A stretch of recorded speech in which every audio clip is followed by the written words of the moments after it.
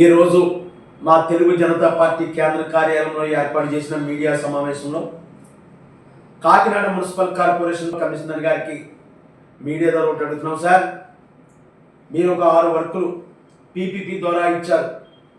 అందులో ఏంటంటే Kakinada boat club ఒకటండి, వివేకానంద పార్క్ ఒకటి, కొండైపాలెం పార్క్ ఒకటి, సురేష్ నగర్ ఇండోర్ స్టేడియం ఒకటి, అలాగే ఎన్టీఆర్ బీచ్లో water kayaking club water sports శిక్షణ కేంద్రం ఒకటి ఇచ్చారు 4 ఎకరాల భూమిలో.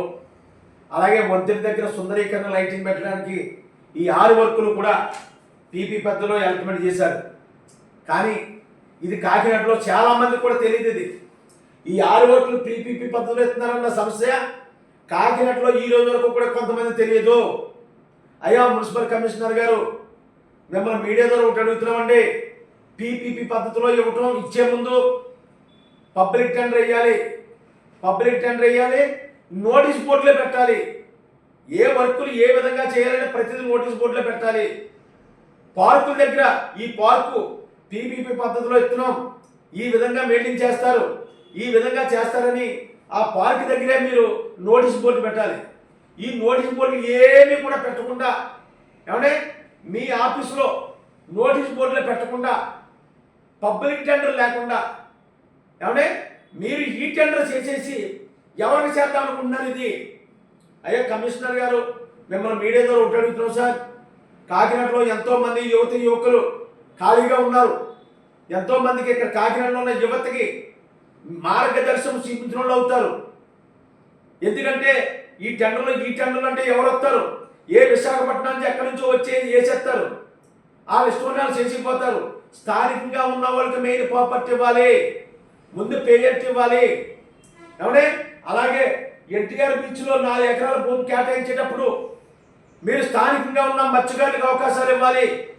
ఆ మత్స్యకారు సోదరులు ఒక 20-30 మంది అక్కడ పనిచేసుకునేలాగా, ఆల్రెడీ మత్స్య సంపద లేక చాలామంది మత్స్యకారు యువత ఖాళీగా ఉన్నారు.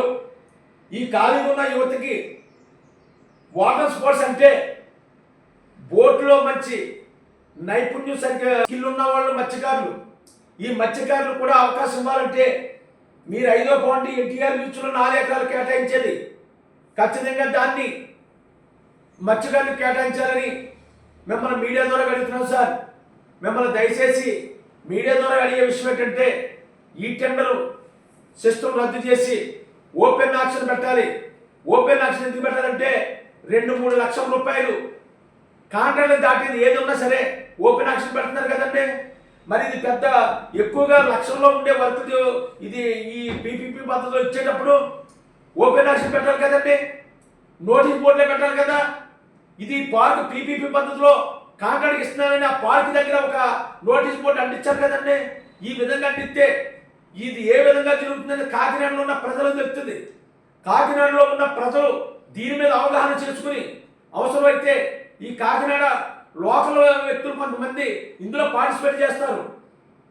ఆ టెండర్ గారు వచ్చిందంటే వాళ్ళకి ట్రైనింగ్ ఇచ్చి ఏ విధంగా చేస్తే బాగుంటుందో దాని మీద మీరు చేయాలి తప్ప మీరు ఆపరేట్ టెండర్ చేస్తే మాత్రం అది మంచి శుభ పరిమాణం కాదేమోనని మేము మీడియా ద్వారా అడుగుతున్నాం. సార్, ఎందుకంటే కమిషనర్ గారు మీరు ఇది ఇమ్మీడియట్గా ఈ టెండర్ రద్దు చేసి ఓపెన్ ఆక్షన్ పెట్టాలి, స్థానికులకు అవకాశాలు ఇవ్వాలి, ఎన్టీఆర్ బీచ్లో మత్స్యకారులకు అవకాశం ఇవ్వాలని ఈరోజు మీడియా ద్వారా తెలియజేస్తున్నాం. సార్, నా పేరు పెద్దింజేడి వెంకటేశ్వరరావు, తెలుగు జనతా పార్టీ. సార్.